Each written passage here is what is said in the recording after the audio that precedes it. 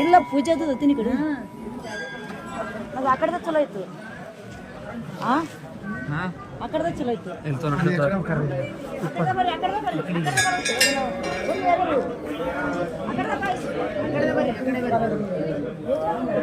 ಪೂಜೆ ಆಗ್ತದ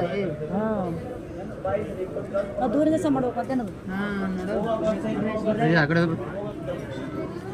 ಬರೀ ಹಿಂಗೆ ಸಣ್ಣ ಮಾಡಿ ಮತ್ತೆ ಬರಾಮ್ರಿ ಮತ್ತೆ ಇಂಬ್ರಲ್ಲೇ ಮಾಡ್ತಾನೆ ಮಿಸ್ಟೇಕ್